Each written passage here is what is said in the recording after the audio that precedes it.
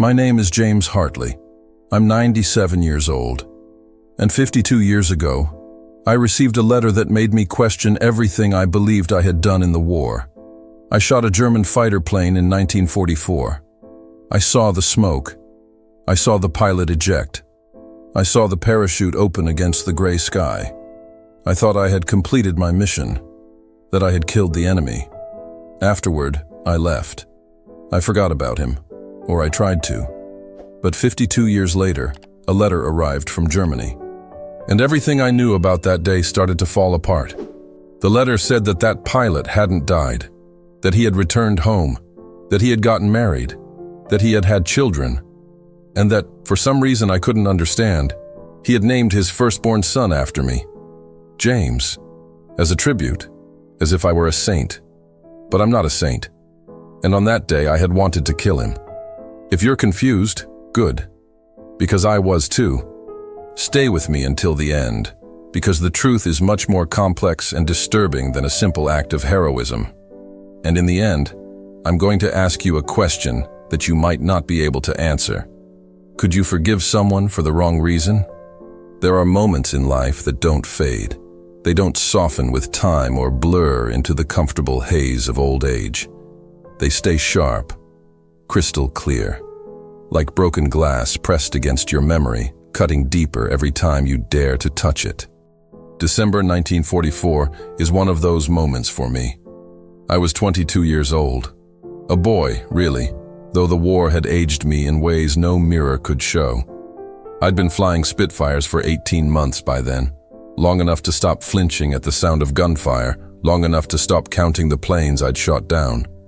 The RAF taught us not to think of them as men. They were targets, threats, enemy aircraft, nothing more. That morning the channel was a sheet of gray steel beneath me. The sky was the same color, no horizon, no separation between sea and cloud. Just cold, endless gray. My hands were numb inside my gloves. My breath fogged the glass. I was scanning the sky the way I'd done 1,000 times before when I saw him. A Messerschmitt Bf 109. Black cross on silver wings. He was flying low, maybe trying to avoid radar, maybe lost. I don't know. I didn't think about it then. Training took over. Bank left, throttle up, line up the gun sight. My instructor's voice echoed in my head. Don't hesitate. Hesitation gets you killed. I squeezed the trigger. The Browning machine guns roared. 8 streams of tracer fire cut through the air. I saw them punch into his fuselage, saw the smoke start to pour, thick and black. His engine coughed. The plane lurched, then dropped into a steep dive, spinning like a broken toy. I should have felt something. Relief, pride, fear. But I felt nothing. Just the vibration of the guns, the smell of cordite, the mechanical ticking of my own heartbeat. Then I saw the canopy fly off. The pilot ejected. A white parachute blossomed against the gray sky, like a single flower in a field of ash. He was floating now, drifting toward the water, defenseless. This is where memory becomes strange, where it fractures. I remember lining up my sights again. Protocol was clear. Downed pilots were still enemy combatants. They could be rescued, returned to the fight. We were trained to finish the job. My finger hovered over the trigger, but I didn't fire. I still don't know why. Maybe I was out of ammunition, though the logs say I wasn't. Maybe I was exhausted, though I'd flown longer missions before. Maybe something in me just stopped. Some part of me that the war hadn't burned out yet. I watched him fall, watched the parachute carry him down, slowly, gently, like the war had paused just for him. He disappeared into the clouds. I turned back toward base. I told myself he'd drown, that the channel would finish what I started, that it didn't matter. I filed my report. Shot down one Bf 109 over the channel. Pilot bailed, presumed lost. I went to the mess hall, ate canned beef and stale bread, played cards with the other pilots. No one asked about the kill. It was just another sortie, just another day. I never thought about him again, or I tried not to. But sometimes, late at night, when the room is dark and the world is quiet, I see that parachute, white against gray, falling, falling, falling, and I wonder what happened to the man beneath it. I used to tell myself it didn't matter, that he was the enemy, that war is war. But the truth is, I never forgot him. Not completely. He lives somewhere in the back of my mind, in the place where all the ghosts gather.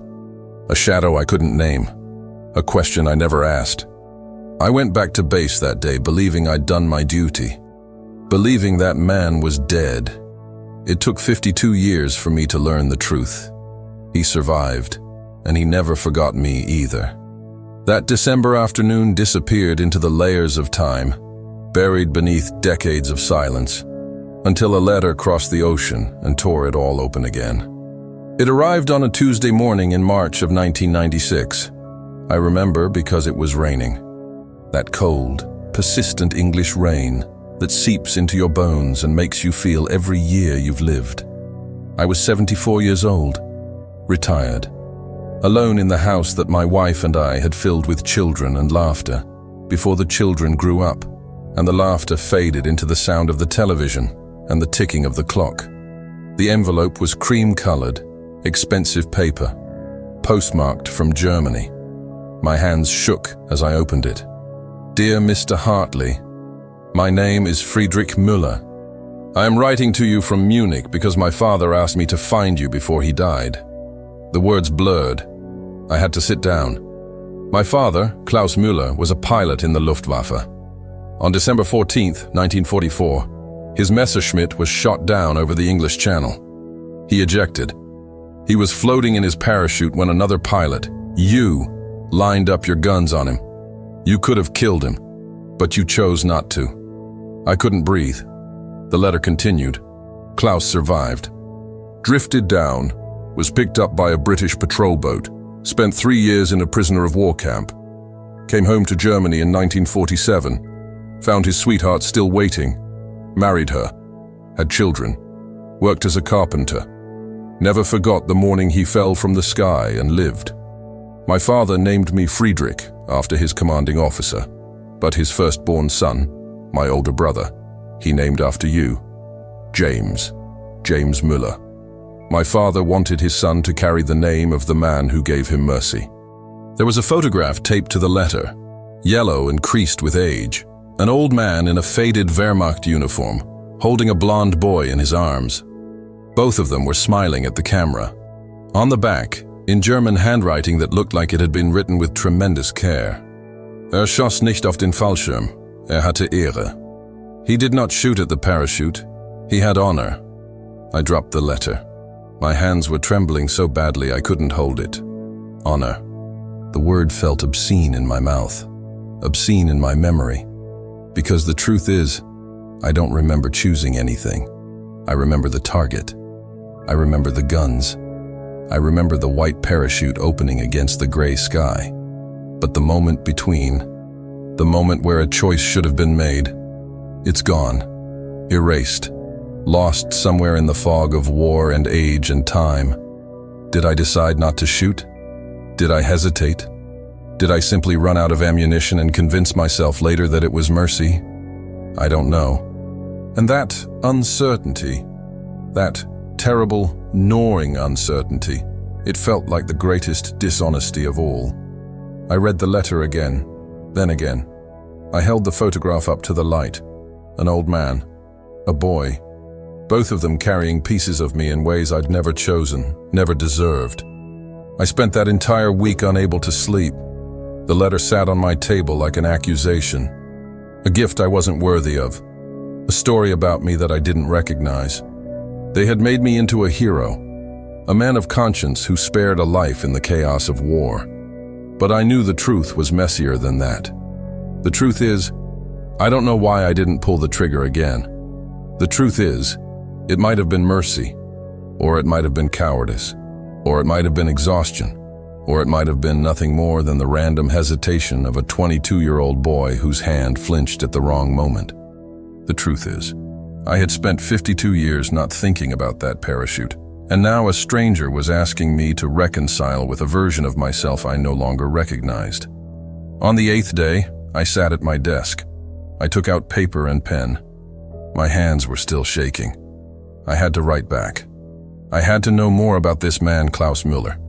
This man whose life I had touched in a single moment of which I remembered almost nothing. This man who had transformed that moment into something sacred, something that had shaped his son, something that had echoed across decades and an ocean and the grave itself. I had to know if I deserved this story they had given me, or if I would spend the rest of my life drowning in the weight of their forgiveness. That question would haunt me for weeks, until Friedrich's next letter arrived, and I finally understood what it meant to meet a ghost of your own making. This time, there were photographs, and a story that wasn't mine anymore. It belonged to a man I'd never met, a man whose life had been shaped by a single moment I couldn't remember. I spread the papers across my kitchen table like pieces of a puzzle I'd been solving for 52 years without knowing it. My hands trembled as I read Friedrich's careful English, each word a small door opening onto a past I'd tried to leave behind. Klaus Müller was born in 1921 in a village outside Munich. Not a soldier by choice, drafted like so many others. Before the war, he wanted to be a teacher. He loved poetry, Rilke, Goethe. Friedrich included a photocopy of a journal entry, Klaus's handwriting small and precise. "If I survive this, I will teach children to love words instead of weapons." He never got the chance, but he survived the fall. British fishermen pulled him out of the channel, half conscious, half frozen. They took him to a camp, 3 years behind barbed wire. No torture, just the slow erosion of hope that comes from captivity. But Klaus read Shakespeare in English, Hamlet and Macbeth and The Tempest. He taught himself the language through the words of a dead English playwright, preparing himself for a future he wasn't sure would come. He underlined passages, Friedrich wrote, passages about mercy, about forgiveness. I found his copy of the book after he died. These words, they saved him more than the parachute. I found myself reading the passages Friedrich had transcribed. "The quality of mercy is not strained. It droppeth as the gentle rain from heaven upon the place beneath. It is twice blessed. It blesseth him that gives and him that takes." Klaus had written in the margin. Perhaps the English pilot understood this. I had to stop reading. I had to stand up. I had to walk to the window and press my forehead against the cold glass. This man, this enemy I'd shot down, had spent years in a prison camp thinking about me, thinking that I'd understood something about mercy, that I'd made a choice rooted in philosophy, in morality, in some deeply held principle. But I hadn't. I just hesitated. I read more. Klaus came home in 1947. Germany was rubble. His village was half destroyed. But his girlfriend, Anna, had waited.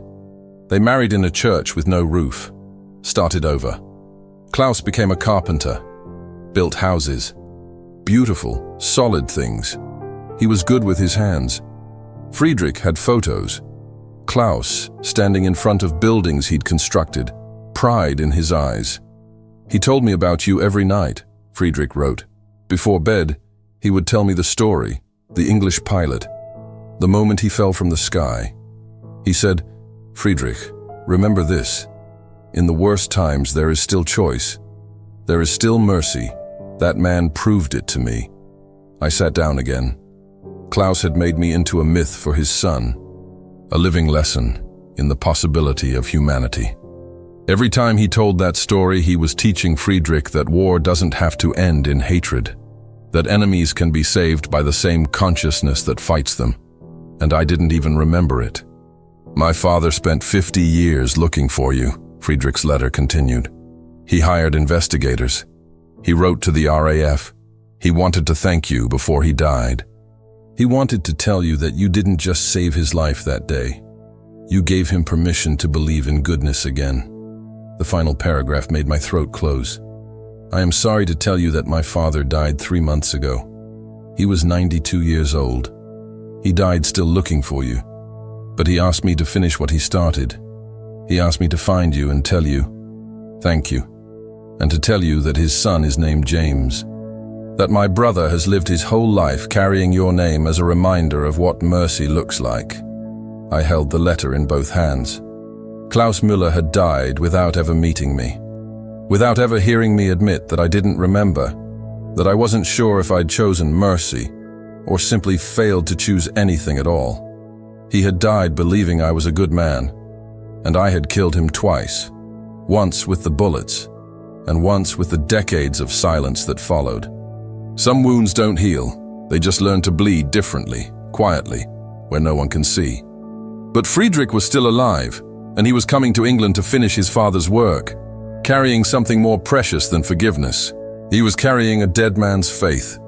I said yes to the meeting without understanding what I was agreeing to. The letter from Friedrich arrived on a grey afternoon in May. It was brief, direct, the tone of a man who had spent his life waiting for permission to grieve. Mr. Hartley, I am coming to England in June. My father's ashes are with me. He asked me to bring them back to the place where he fell and to thank you. Will you meet with me? That's all it said.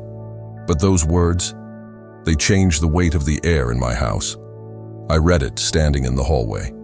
I didn't sit down. I didn't move to the kitchen or the living room. I just stood there, my 74-year-old body suddenly feeling every day of its existence, every scar from a war that had supposedly ended 52 years ago.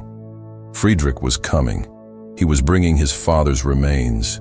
He was asking me to bear witness to something I wasn't sure I deserved to witness. I wrote back within the hour, "Yes, I will meet you." The weeks that followed were the longest of my life. I found myself doing things I hadn't done in decades. I pulled out old photographs from the war, looked at myself, that boy in RAF uniform, cigarette dangling from his mouth, eyes hard and empty. I barely recognized him. That James Hartley was a stranger, a soldier, someone capable of killing without hesitation.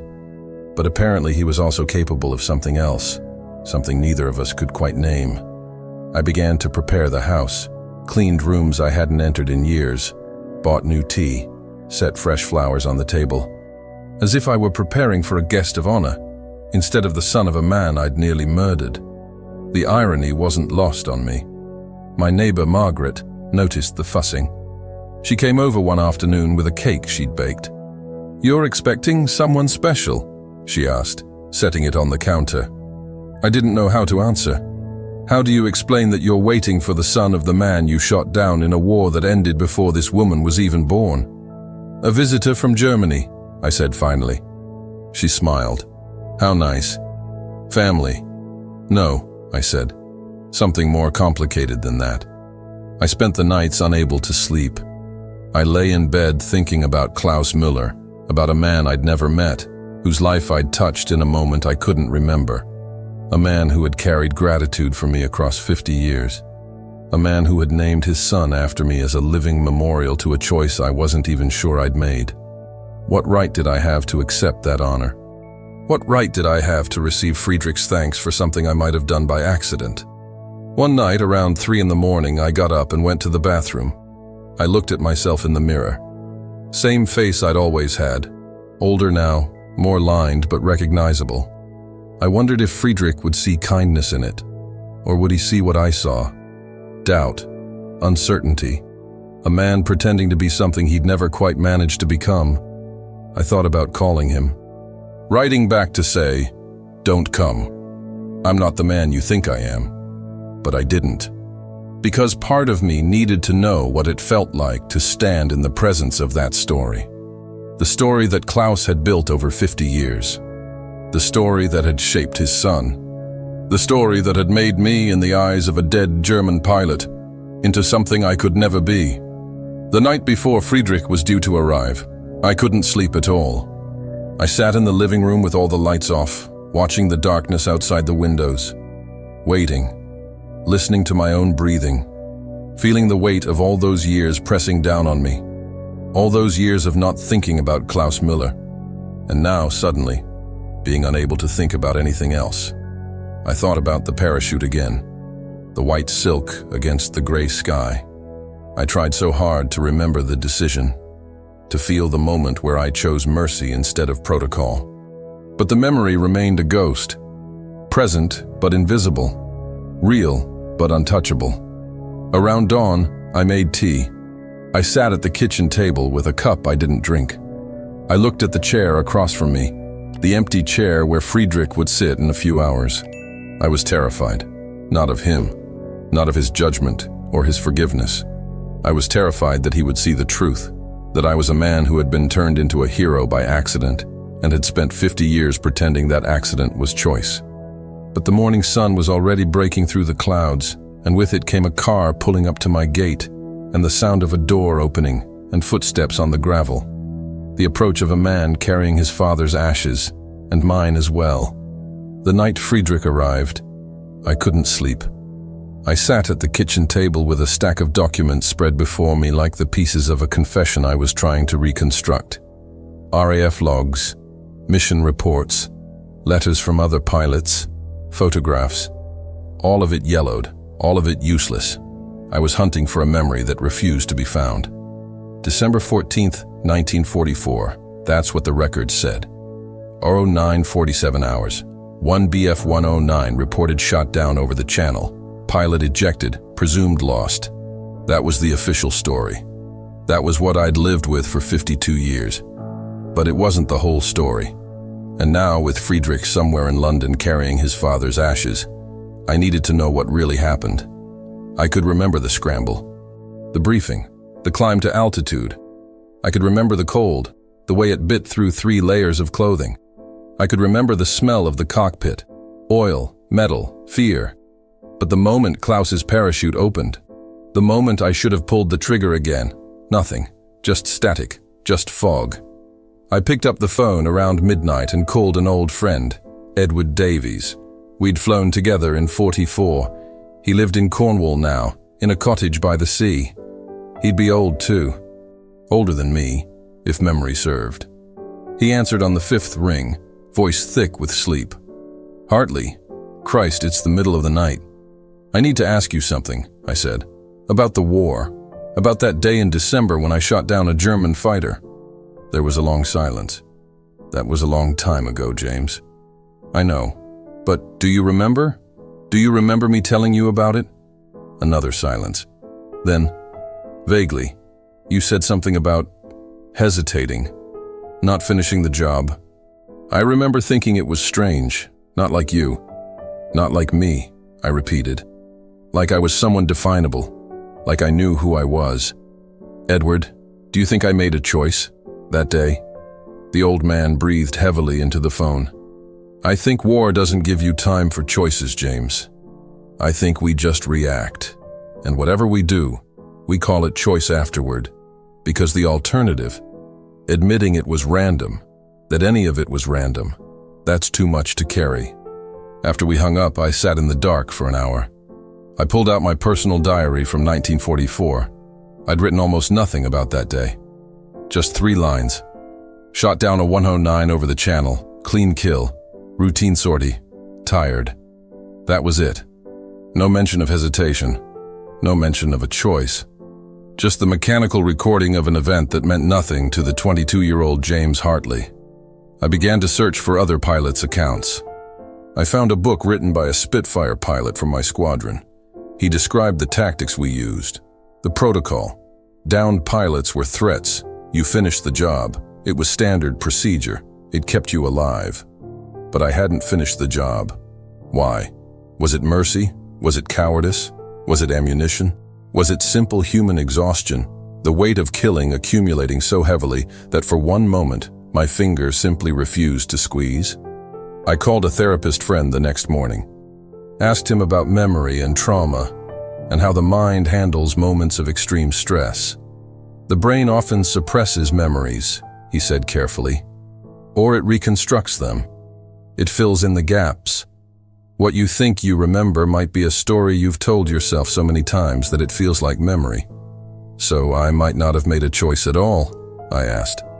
"You made some choice," he said. "But whether you remember it accurately, that's unknowable." I felt something crack inside me. That afternoon, I stood in front of the mirror and tried to see myself as Klaus Müller must have seen me, as a merciful presence in the sky, a good man, a man of principle. But what stared back at me was doubt, a man who had built his life around a moment he couldn't verify, a man being celebrated for something that might have been nothing more than the random hesitation of a boy too tired to reload his guns. What if Friedrich discovered the truth? What if he asked me directly, and I had to admit, I don't know why I didn't kill him. I don't remember choosing not to. I might have just missed. I might have run out of ammunition. I might have been too exhausted to care. How do you thank someone for an accident? How do you forgive someone for a choice they didn't know they were making? I looked at the old photograph one more time. Klaus with his son. Both of them smiling. Both of them carrying my name like it meant something. The weight of it was suffocating. But Friedrich was waiting somewhere in London. And when morning came, I would have to look him in the eye and try to explain a mystery I didn't understand about myself. I was early. I arrived at Heathrow 2 hours before Friedrich's plane was due to land. I told myself it was sensible planning. In truth, I was terrified of being late, terrified of making him wait, terrified of what would happen when we finally stood face to face. I held a cardboard sign with his name written in careful block letters, Friedrich Müller. My handwriting looked shaky, like an old man's, like someone afraid. I sat on a plastic chair in the arrivals hall and watched people stream through the doors, families reuniting, lovers embracing, businessmen rushing past with briefcases, the ordinary chaos of people reclaiming their lives after flight. My sign felt heavy in my hands. When his flight landed, I stood. I held the sign higher. My heart was moving in a strange, accelerated rhythm. I could feel it in my throat, in my wrists, everywhere. Then I saw him, a man in his early 50s, dark hair graying at the temples. He was pushing a small suitcase, and he was carrying something else, a wooden box, dark and polished, held against his chest like something sacred. Our eyes met across the crowd. I knew. Somehow I knew. He began walking toward me, not hurrying, walking with purpose, with intention. Like a man who had planned this journey for decades and was finally arriving at the destination. He stopped 2 feet in front of me. For a moment, neither of us spoke. Then he reached out his hand and said, in English thick with German accent, "Thank you for giving my father a second life." I couldn't speak. I took his hand. His grip was firm, warm, real. "Friedrich," I managed. "James," he said, and he smiled. It was a sad smile, a smile that contained 50 years of waiting. We embraced then, awkwardly, like men who weren't used to touching. But the embrace held something, an understanding that couldn't be articulated, a recognition of shared history, of connection forged in a moment neither of us had fully experienced. When we stepped apart, Friedrich was holding the wooden box more carefully now. "My father's ashes," he said quietly. I carried him home. I looked at the box. It was beautiful, made from oak with simple brass fixtures, a craftsman's work. Klaus's work, perhaps? I wanted to ask, but the question seemed trivial. "Come," I said. "Let's get your things." We walked to the car park in silence. Friedrich didn't seem to need conversation. He seemed to need presence, permission to exist in this space, to bring his father to the place where it all began. In the car, driving toward my house, Friedrich reached into his bag and pulled out a stack of photographs, old ones, faded. He handed them to me one by one. Klaus holding Friedrich as a baby. Klaus in carpenter's overalls, standing in front of a half-built house. Klaus with an older woman, his wife, I assumed. Klaus sitting in a garden, staring upward at the sky. He always looked at the sky, Friedrich said, noticing my gaze on that last photo. Even when he was old, he would sit outside and watch the planes. Sometimes he would cry. I never understood why when I was young. Now I do. I handed the photos back to him, unable to hold them any longer. My hands were shaking again. "I was afraid you might not come," Friedrich said. When my father died, I wasn't sure if I should continue searching. But my mother, she said he spent his last weeks talking about you, hoping that somehow before he died he could tell you what your mercy meant. What it had cost him to carry gratitude for so long. What had it cost him? I asked quietly. Friedrich was quiet for a long moment. Everything, he said finally. And nothing. He lived a good life. He was happy. He loved my mother. He loved me. But there was always this debt to you. This need to close the circle. To say thank you to the man who had saved him. It was the last thing he asked me to do. We drove on in silence. When we reached the house, Friedrich set the wooden box on the kitchen table. Very carefully, very gently, like it contained something more fragile than ash. He looked at me and said, "I have something else for you. Something my father wanted you to have. Something he kept his entire life." He unzipped his bag and pulled out a leather journal. The cover was worn, the pages yellowed. He placed it in front of me. "His war diary," Friedrich said. "He wrote about the day you shot him down. He wrote about every day after. He wrote about all of it. The prison camp, coming home, building a life, having me. He wrote about you, about his gratitude, about his belief that you had understood something about mercy that most men never grasp." I stared at the journal. "Read it," Friedrich said. "Read what my father saw that day. Read what he understood that you couldn't remember." That night, alone in my study, I opened Klaus Müller's journal with trembling hands and discovered that the man I'd nearly killed had been writing my story all along. The leather was soft from decades of handling. I opened Klaus Müller's journal carefully, as if the pages themselves might crumble under the weight of what they contained. Friedrich had left me alone in my study. He was upstairs in the guest room, sleeping the sleep of a man who had finally laid down a burden he'd carried for 50 years. The first entries were dated 1944. Before the fall, Klaus wrote in German, in careful, precise handwriting. Friedrich had translated some passages and left them in the margins. But I wanted to read the German. I wanted to hear Klaus's voice in his own language. I wanted to feel what he felt in the words he'd actually chosen. December 14th, 1944. The day. This morning I flew with a heaviness in my chest that I cannot explain. The sky was gray. Everything is gray now. Even the sun seems ashamed to shine. We were on patrol near the channel when they spotted us. Spitfires, 2 of them. I tried to climb. I tried to turn. But my Messerschmitt is tired. I am tired. The world is tired of killing. Then I felt the bullets. The impact came first, a shudder that ran through the entire aircraft like a scream. The engine started to fail. I could smell the fuel. I could hear the metal tearing. I ejected, and I fell. As I fell, I remember thinking, this is how it ends. Not with honor, not with meaning, just falling. Just the body surrendering to gravity and fire and the indifference of the sky. But then I saw him. The English pilot. His Spitfire was above me. He had me in his sights. I could see the outline of his cockpit. I could see, or I thought I could see, his face. And in that moment, suspended between heaven and earth, I understood. This man would decide whether I lived or died. He lined up the shot. I waited. And then he didn't fire. He could have. Protocol demanded it. I was a downed pilot, a threat, a combatant still in play. But he didn't. He deviated.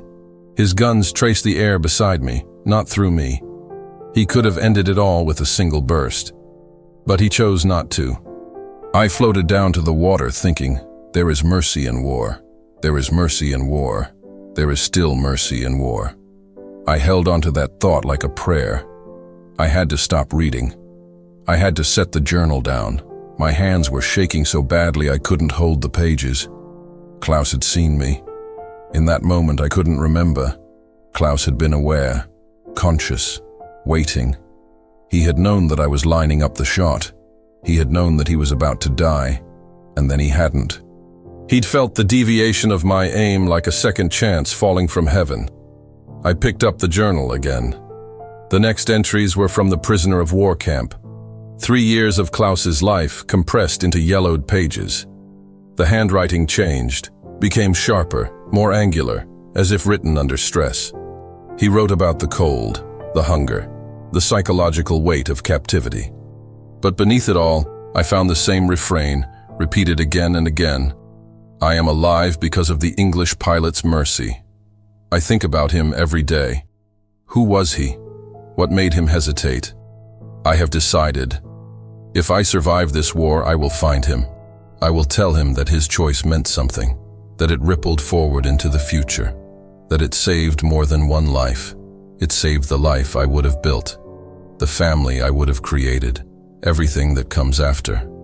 Then in 1947, after the war ended, Klaus wrote, I am home. Anna waited for me. We are to be married. The world is in ruins, but I am alive to see it, because a man in the sky chose not to pull a trigger. I have decided something. Our first son, the son I pray we will have, I will name him James, after the pilot. Not to forget the war, but to remember that even in war, humanity is possible. That mercy is possible. That a stranger's choice can echo across time and give meaning to survival. I closed the journal. I couldn't read anymore. I sat in the darkness of my study, holding Klaus Müller's words in my hands, and I finally understood something that 52 years of doubt had obscured. It didn't matter whether I remembered making a choice. Klaus remembered. Klaus had seen something in that moment, seen the deviation of my aim, the hesitation, the decision to let him live, and he had transformed it into meaning. He had built a life on it. He had named his son after it. He had taught his family that mercy was possible, even in the machinery of death. Klaus's belief had made the choice real, whether I remembered it or not. Some truths are not about memory. They are about how another person has chosen to remember you and what they have built from that memory, and whether you are brave enough to accept the weight of their faith. The next morning, Friedrich and I would travel to the coast where Klaus fell, carrying his ashes, carrying his story, carrying the weight of a choice that had finally stopped being mine alone. The coast at Dover looks the same as it did in 1944. That's what struck me first. 52 years had passed. Empires had fallen. Technologies had transformed. But the cliffs were still white, still ancient, still indifferent to human history. Friedrich and I stood at the edge, looking out at the grey water. The sky was the color of ash. The wind was cold. The kind of cold that carries memory in it, that reaches into your chest and reminds you that some places never forget. This is where he fell, Friedrich said quietly. He was holding the wooden box with his father's ashes. His hands were steady, but I could see the tendons tightening beneath the skin. I didn't say anything. There was nothing to say. Friedrich opened the box. Inside, the ashes were pale gray, the remains of Klaus Müller, everything that was left of the man who had carried gratitude across 50 years, everything that remained of the pilot I'd shot down and then spared on a day I couldn't quite remember. Friedrich took out a piece of paper. Klaus's diary. A passage he'd copied out by hand, preserved, carried across an ocean and a lifetime. He read in German first. The words sounded like prayer. Ich fiel aus dem Himmel und ein Engländer ließ mich fallen. Nicht als Feind, nicht als Ziel, sondern als Mensch. In diesem Moment verstand ich, der Krieg kann nicht alles töten. Es bleibt etwas, es bleibt Gnade. Then he translated, his voice trembling slightly. I fell from the sky and an Englishman let me fall. Not as an enemy, not as a target, but as a man. In that moment, I understood. War cannot kill everything.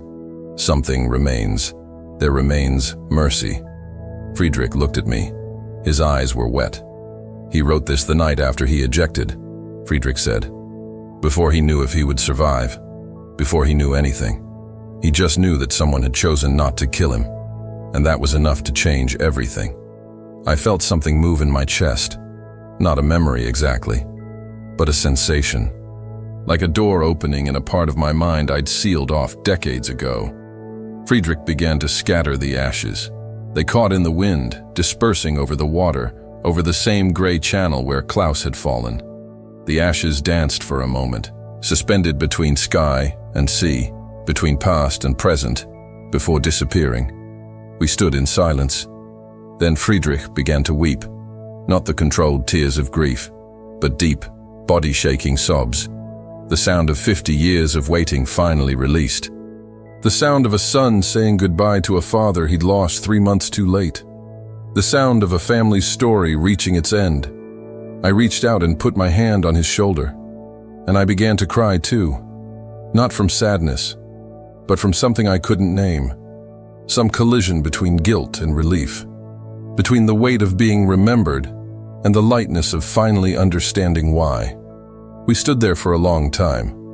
2 old men, one carrying ashes, one carrying the memory of a choice he'd made but never quite believed in. Then, and I don't know how to explain this, something shifted.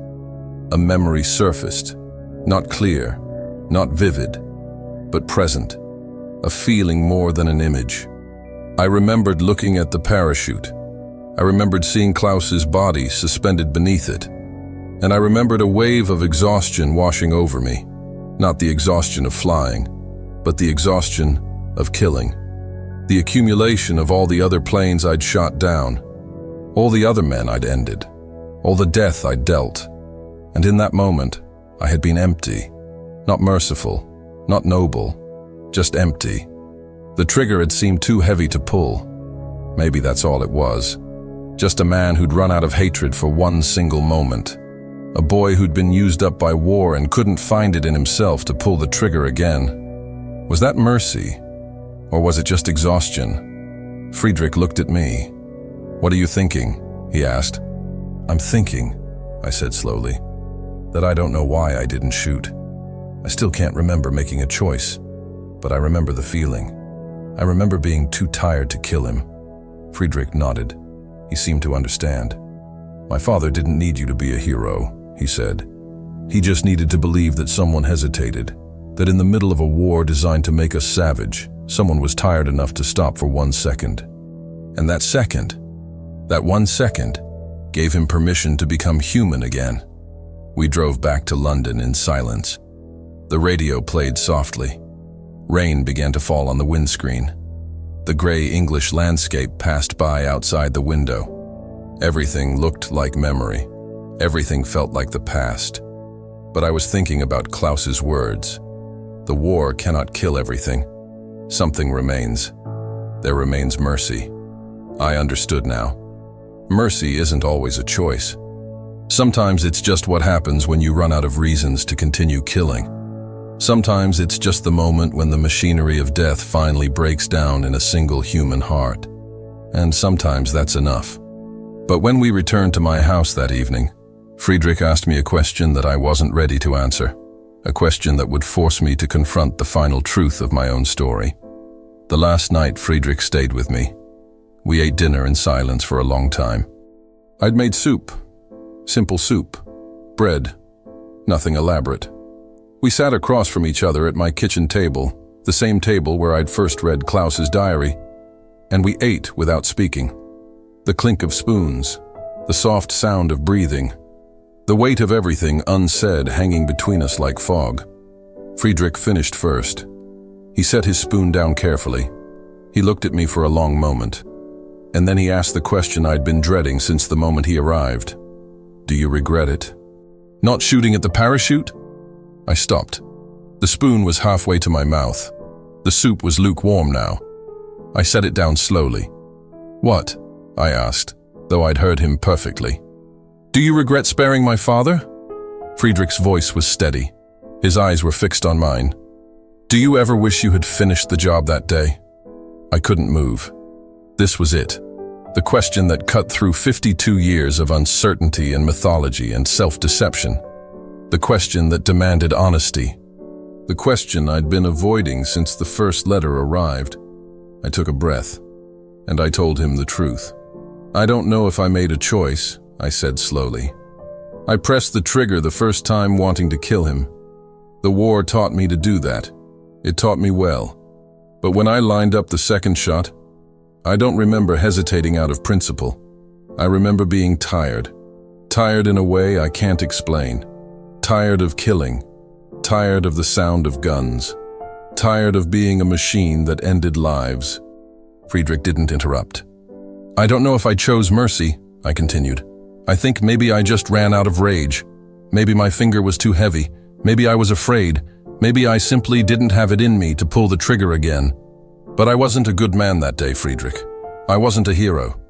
I was a boy who'd killed so many times that killing one more time felt like too much. I looked down at my hands.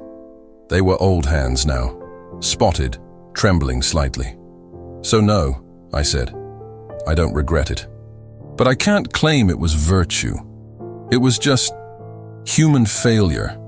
The moment when the machine broke down and a man emerged instead. The moment when I couldn't do what I was trained to do anymore. Friedrich was silent for a long time. Then he reached across the table and took my hand. My father didn't need a perfect hero, he said quietly. He needed to believe that in the middle of hell, someone hesitated. That's all. Just hesitation. Just the moment where a man's conscience, or his exhaustion, or his fear, was stronger than his orders. He didn't need you to remember making a moral choice. He needed to believe that the choice was made. And that belief changed his entire life. I felt tears beginning to form. I didn't try to stop them. He spent 50 years grateful to you, Friedrich continued. Not because you were noble, but because you were human. Because you proved to him that even in war, even in the machinery of death, humanity is possible. And that was enough. That was everything. He squeezed my hand. You don't need to forgive yourself, he said. Because my father already did. He forgave you the moment he realized you'd let him live. He made peace with it.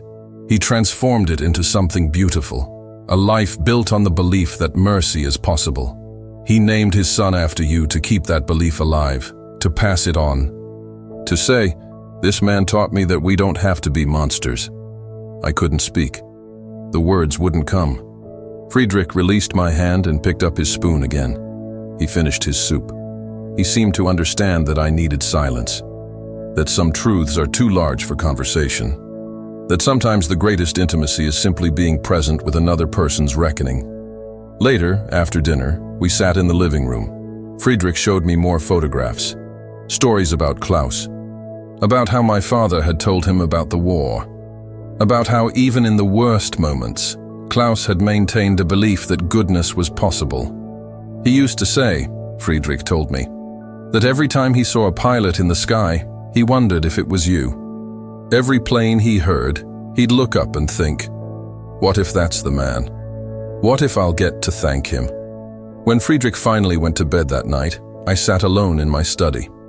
I held Klaus's diary, and I understood something that 52 years of guilt had obscured. Forgiveness doesn't require perfection. It doesn't require clear memory or noble intention. It only requires that another person is brave enough to believe in your humanity, even when you don't. Klaus had believed in me, not in the soldier I was, but in the man I could be, in the moment when killing stopped and hesitation began. And that belief had been enough to redeem both of us. The next morning, Friedrich packed his bag, placed Klaus's empty wooden box carefully in his suitcase, and prepared to return to Germany, leaving behind a small wooden airplane, a final gift, and a truth I would spend the rest of my life learning to accept. I am 97 years old now. I have lived long enough to see the world change in ways I never imagined. Technology, politics, wars that came after the one that shaped me. I have lived long enough to outlive most of the men I flew with. Long enough to become a ghost myself, a living remnant of a history that feels increasingly distant, increasingly unreal. But I still remember the wooden airplane. Friedrich gave it to me on the morning he left. It was small, maybe 4 inches long, carved from light oak with careful details. A propeller, tiny windows, the kind of toy a man makes with his hands when he wants to pass something on, something that matters. Inside the fuselage, he'd tucked a note, Klaus's handwriting, translated into English. For James Hartley, who gave me the time I needed to build something beyond the war. Thank you. I held that airplane in my palm, and I wept, not from sadness, from understanding. Because in that moment, I finally accepted what Klaus had known all along. It didn't matter why I didn't pull the trigger. It didn't matter if it was mercy or exhaustion or cowardice or luck. What mattered was that Klaus lived. He came home. He married Anna. He built houses. He taught his son that humanity was possible, even in war. He named that son after me and passed forward a belief in goodness that might have died otherwise. I didn't save his life so he could thank me. I saved his life, and he transformed that salvation into meaning. I put the wooden airplane on the table beside my bed. That's where it sits now. I see it every morning when I wake, every night before I sleep. Friedrich left that day. We embraced at the door. He said nothing. There was nothing left to say. He carried his father's empty box back to Germany, back to a grave, back to a family that now knew the story of the English pilot who hesitated in the sky. I never heard from Friedrich again, but I don't need to. I know what happened. I know he told the story. I know Klaus's name, and mine, lived on in a family, in a town, in the memory of people who never met me, but understood me better than I understood myself. I am not a saint. I was a soldier. I killed. I have blood on my hands that no amount of time will wash away. But on one day in December 1944, I hesitated. I was too tired, too broken, too human to finish the job. And that hesitation, that single moment of failure to be the machine they'd trained me to become, gave one man 50 years of life. Is that redemption? I don't know. I don't think I deserve that word. But it's something. It's what remains when the war ends. It's the small act that survives the hatred. It's the moment when a soldier becomes a man again, if only for a second. I sleep better now. I wake without the nightmares that plagued me for decades. Because I finally understand. I don't need to forgive myself. Klaus already did. He forgave me the moment he understood I'd let him live. He made peace with it. He transformed it. He built a life on it. And that life rippled forward. Into Friedrich. Into a family. Into a belief that even in the worst times, mercy is possible. This is not a story with a perfect ending. War doesn't end perfectly. People don't heal perfectly. But this is a story where an enemy became a brother. Where a soldier learned that sometimes the greatest act of war is knowing when to stop. I still see that parachute sometimes, white against gray, falling. But now I understand. He didn't fall alone. He fell into the arms of a choice I didn't know I was making. A choice that Klaus recognized and transformed into grace. The war ended long ago, but inside me, it never truly ended until I learned to accept that sometimes survival is enough. Sometimes mercy is all that remains, and sometimes that's more than enough. This isn't something I read in a history book. It happened to me, and I'm telling you now because I'm running out of time, because the last of us soldiers are fading, because someone needs to know that even in war, especially in war, humanity survives if we're brave enough to let it. Could you forgive someone like that? Could you forgive yourself for hesitating when you were supposed to kill? I hope you never have to find out.